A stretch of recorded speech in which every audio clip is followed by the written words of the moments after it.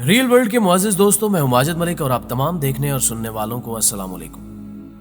ناظرین گرامی، دجالی ایجنڈے کو بغیر کسی ڈر خوف کے آگے بڑھانے والے مسلم حکمران، جن میں محمد بن سلمان سر فہرست ہیں، نے حال ہی میں اسرائیل کے صدر نیتن یاہو سے ایک ایسی جگہ پر ملاقات کی ہے جس کے بارے میں ہوش ربا انکشافات سامنے آئے ہیں۔ جی ہاں،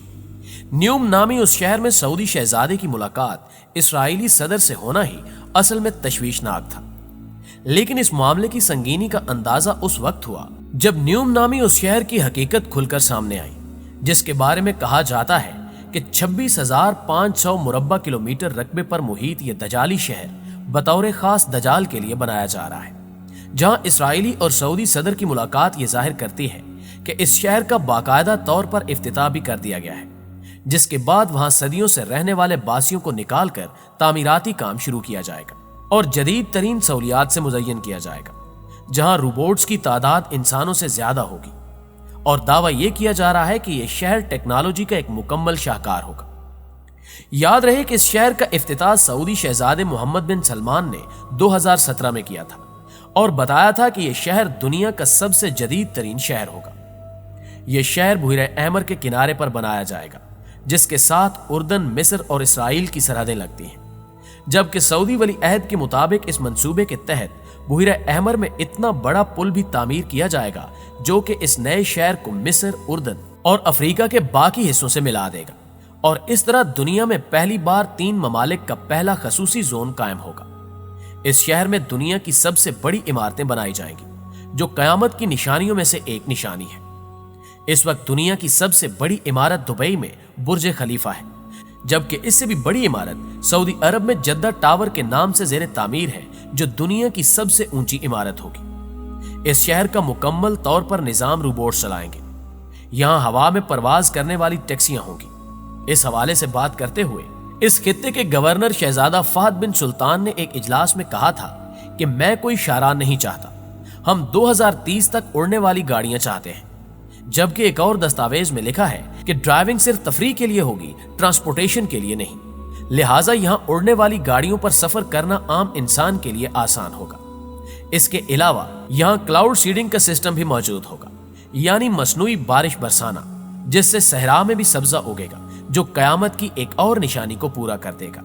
جس کے متعلق احادیث میں ملتا ہے کہ قرب قیامت عرب کے صحرا سرسبز و شاداب ہو جائیں گے۔ یعنی چونکہ نیوم کا تجویز کردہ مقام ساحل پر واقع ہے، جس کے ارد گرد صحرا ہے، لہٰذا وہاں کے موسم کو کنٹرول میں رکھنے کے لیے کلاؤڈ سیڈنگ ٹیکنالوجی کا استعمال کر کے بارش کے برسنے کو یقینی بنایا جائے گا، اور یہاں مارشل آرٹس روبوٹک لڑائیاں ہوں گی، جبکہ یہاں ایک جراسک پارک بھی تعمیر کیا جا رہا ہے، جس میں ڈائناسور روبوٹس کی صورت میں گھوم پھر رہے ہوں گے۔ اس کے علاوہ اس کا اپنا ایک مصنوعی چاند بھی ہوگا، جو کہ ممکنہ طور پر ڈرونز کی مدد سے یا خلا سے لائیو طلوع اور غروب ہوگا،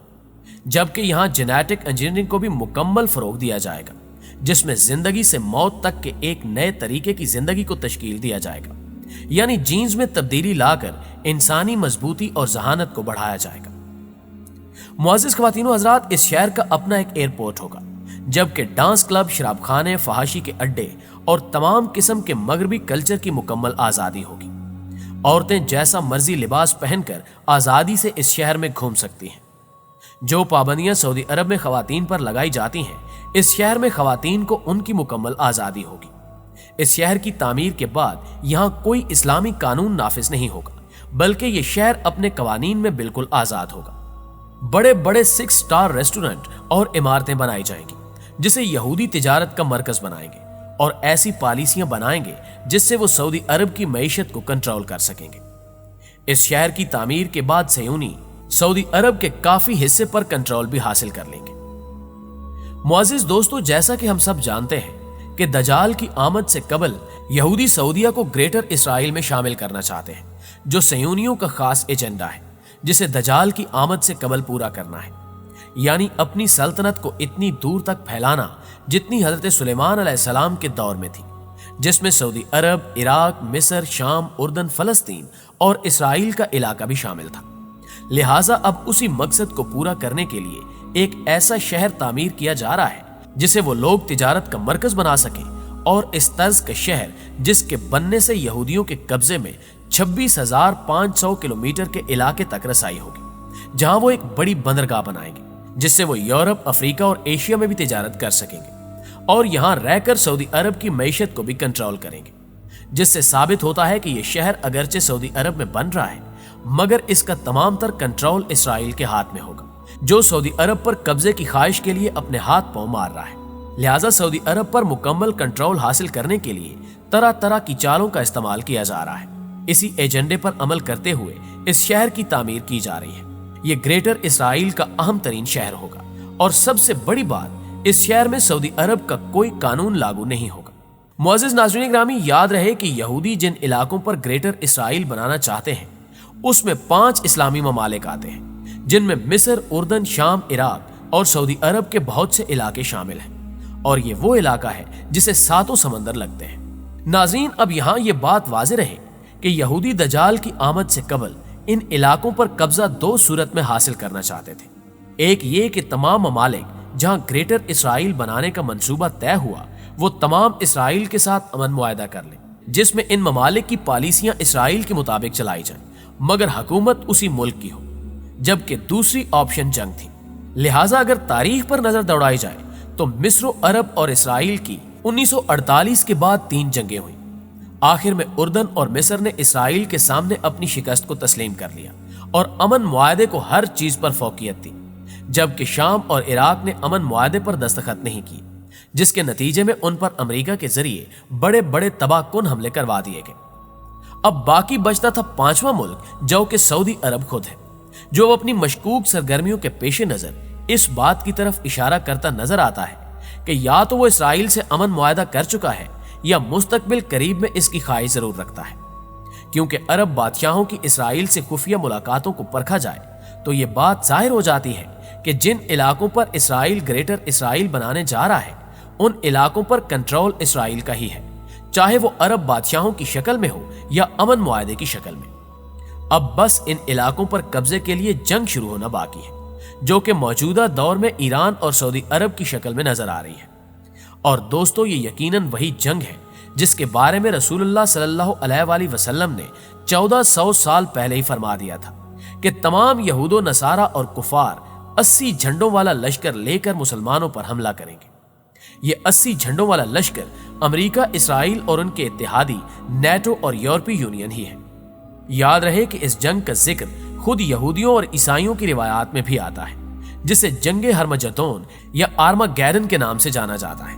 जिसमें यहूदी और ईसाई मिलकर मुसलमानों के खिलाफ फैसला कुन जंग करेंगे। दूसरी जानिब देखा जाए तो इस जंग के मुताल्लिक यहूदी सयूनियों और ईसाई सयूनियों में इत्तेहाद भी पाया जाता है।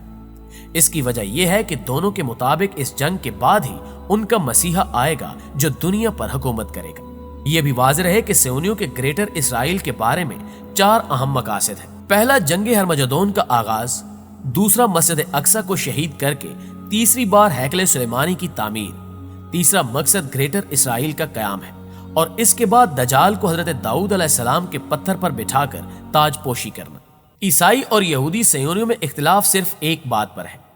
यहूदी सयूनी कहते हैं कि दजाल मसीहा बनकर आएगा, जबकि ईसाई सयूनियों का अकीदा है कि हजरत ईसा अलैहिस्सलाम मसीहा बनकर आएंगे। न्यूम नामी इस शहर को अहादीस मुबारका के तनाजुर में देखा जाए तो यह वही शहर होगा जहां दज्जाल का कयाम होगा।